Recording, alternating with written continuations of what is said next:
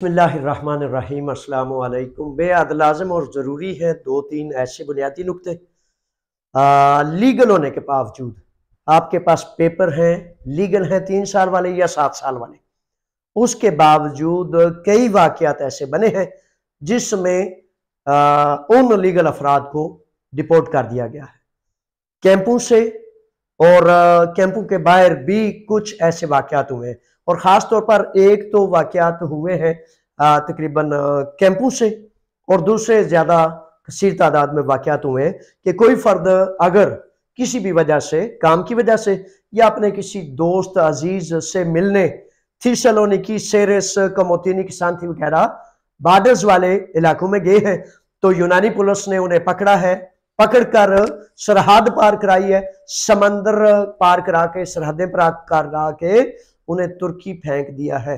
बड़े सारे नौजवान आगे उनके अपने अजीजों ने धोखा देकर अपने यानी कि पाकिस्तानियों ने कहा भाजी तुसी तकलीफी चो ते आओ कार खाना खाओ।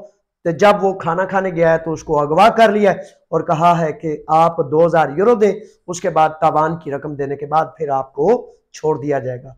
इस तरह फिर बड़ी मुसीबतें मुशक्कतें उठाते हुए 4, 5, 6, 7, 10 दिन जंगलों में खजल ख्वार होते हुए ईरान, और ईरान से पाकिस्तान भेज दिया गया, चले गए, और इस तरह के मामला हैं। मैं यहां क्या कहना चाहता हूं, आप में से दर्जनों अफराद के साथ ये वाकयात पेश आए, और आपको करना क्या चाहिए।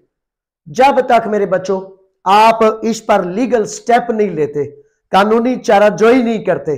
कल एक नौजवान बड़ी दूर से, बड़े एक जजीरे से, एक गिना जजीरे से आया, तो आके कहता है कि मेरे भाई को इस तरह जबरन डिपोर्ट कर दिया गया। 3 साल वाले लीगल पेपर है, वेवियोशी है, ब्ले वेवियोशी है, मालिक का लेटर है, काम है, सब कुछ है, तो उसके बावजूद डिपोर्ट कर दिया गया है।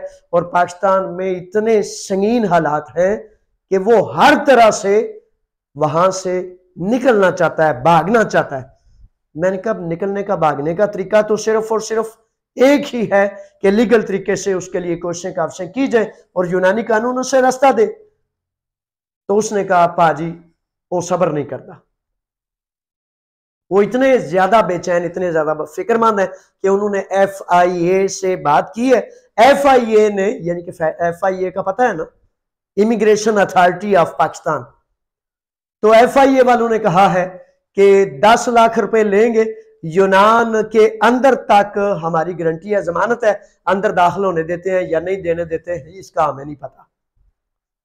तो इसमें हकीकत यह है कि वो पूरी की पूरी कौम को एक निजाम में जकड़ कर ऐसा बना दिया जाता है कि उनमें से कोई भी खड़ा होने के काबिल ही नहीं रहता।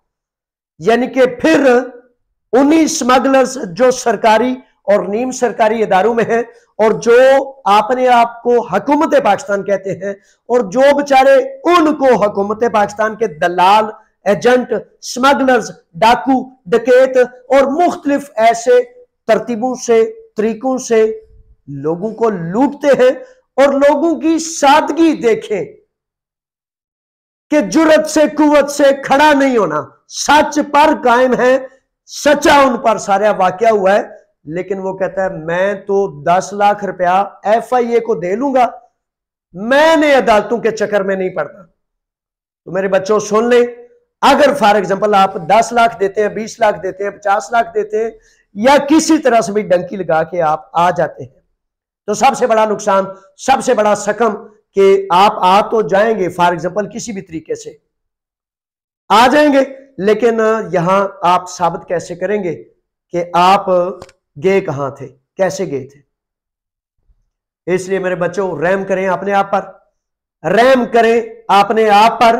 और आपने ये बदमाश, ये स्मगलर, ये एजेंट, ये जितनी माफिया है, ये आप सीधे साधे लोगों ने पैदा की हुई है। बड़ी माजरत से बड़ी माफी का तलबगार हूं, इतने सादे और सुदौड़ ना बन जाएं कि जुल्म को, जालिम को पैदा करने वाले आप बन जाते हैं। फिर आप रोते हैं, फिर आप शिकायत करते हैं, फिर आप कहते हैं कोई आपकी मदद ही नहीं करता। मेरे बच्चों, जब आपने हर एक से आंखें चुराकर खुद 2 नंबरी का, खुद जिल्लत का, खुद जो है ऐसा रास्ता इख्तियार करना है कि लूटने वाला आपको बड़े मजे से, आप उसके घर जाकर लूटने के लिए सारा सामान मुहैया करते हैं, तो फिर कौन आपकी मदद करेगा? आपने अपनी तबाही का, आपने अपनी मुसीबत का सारा चल के, अपने कदमों पे चल के सारा सामान करना है, तो फिर कैसे आपकी कोई मदद करेगा? यहां फिर खुदा का निजाम जो है ना, वो भी कहता है जब तक कोई अपने आप को तब्दील नहीं ना करता तो उसकी खुदा भी मदद नहीं करता। तब्दील करने का मतलब होता है कि अपने आप को सच पर, गैरत पर, ईमान पर, जुर्रत पर, क़याम पर खड़ा करोगे तो अल्लाह मदद करेगा। लुबेल बाब ये है।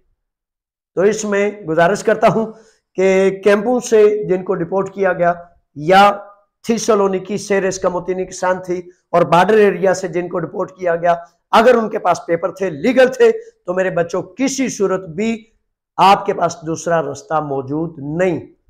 कानून के तहत अगर आप आएंगे तो फिर आप महफूज भी हैं, ठीक भी हैं, और इंशाल्लाह फजल ताला मुझे यकीन कामल है कि आप आ सकते हैं, आप आएंगे। इस पे टाइम कितना लगता है, कितना टाइम लगेगा, ये मैं नहीं कह सकता। अदालतों का निजाम होता है, जजों का निजाम होता है। वो FIA वाला एजेंट, स्मगलर आपको ये तो कह सकता है कि 10 दिन में मैं आपको भेज दूंगा, लेकिन सच बोलने वाला आपको ये नहीं कह सकता कि 10 दिन, 15 दिन, 20 दिन और 1 माह के अंदर अंदर आपको हो जाएगा। इसी तरह मैं मुख्तलिफ मशवरियां देख रहा हूं कि डन की बेस पर जनाब वीजा ले, 5 साल का, 2 साल का, और 30 लाख रुपए आप पहले दे दे। तो हर बंदा बेचारा मजबूरी के तहत अपने आप को बिल्कुल ऐसे उन्होंने बंद कर दिया हुआ है।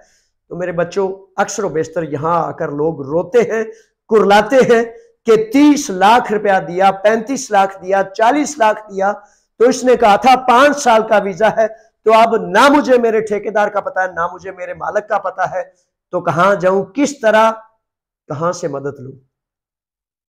तो इस तरह के मामलात के जिम्मेदार अगर आपने जांच परख नहीं की, अल्लाह ने अक्ल दी, दनाई दी, आंखें दी, कान दिए, तहकीक का हुक्म दिया, और अगर आपने उसके बावजूद ये नहीं किया तो फिर आपने खुद इसका सारा सबाब पैदा किए। बराए मेहरबानी गुजारिश है, जितने भी अफराद लीगल पेपर्स के बावजूद डिपोर्ट कर दिए गए हैं, उनको चाहिए कि एक ही रास्ता है। कल को अपने हाथों की उंगलियों को काटे वो, और चीखे दाड़े कि यार मैं 10 लाख रुपए FIA को भी दिया, फलाने स्मगलर को भी दिया, 2 लाख मुझसे, 3 लाख उधर एजेंटों ने भी ले लिया, मुझे अगवा भी कर लिया। तो फिर शिकायत ना करना मेरा काम था। अमीर होने के नाते, आपका बड़ा होने के नाते, आपको वो रास्ता बता दूं, वो बातें बता दूं, वो रहनुमाई कर दूं कि जिससे आप इज्जत से, आबरू से अपना हक हासिल कर सकते हैं। इन सब के बावजूद 40,000 लोगों ने बेव्योसियां ली 2 नंबर के, चीखता रहा, चिल्लाता रहा, बाज आ जो कहता रहा, लेकिन नहीं ना आए बाज। जो नहीं आए उनका अब तक कोई रास्ता नहीं। हजारों यूरो भी बर्बाद कर दिए, फीसें बर्बाद कर दी, 5 साल के बैन लग गए, अब तक उसका कोई दूसरा रास्ता नहीं, सवाए एक चारा कि जिनके पास रसीद है उनका कानून में हम कोशिश और कावश कर रहे हैं कि शायद कोई रास्ता बन जाए। तो इसी तरह अगर आपने वो रास्ता FIA का या 2 नंबर रास्ता इख्तियार किया, तो मेरे बच्चों सोच लें कि आप अपने तमाम रास्ते बंद कर रहे हैं। यहां आ जाने के बाद भी आप शायद कानून को चैलेंज नहीं कर सकते कि आप दोबारा वापस कैसे आए हैं। अल्लाह ताला आपकी मंजिलें, रास्ते आसान करे, लेकिन जब तक आप अपने आप पर रहम नहीं करते, उस वक्त तक कौन रहम करेगा? इसी तरह पाकिस्तान में, मेरे वतन में, जबरन सरकारी लोग जो है लोगों को उठा लेते हैं, अगवा कर लेते हैं, और अगवा इतना बड़ा क्राइम है, कत्ल और अगवा, और आप मजलूम के साथ खड़े नहीं होते। तो इसका मतलब है अगर आप मजलूम के साथ खड़े नहीं हुए, और मजलूम अगर खुद खड़ा नहीं हुआ, तो उसने ही जालिम को खड़ा किया। इससे पनाह मांगे ताकि जुल्म टूटे और आप इज्जत से खड़े हो जाए। शुक्रिया।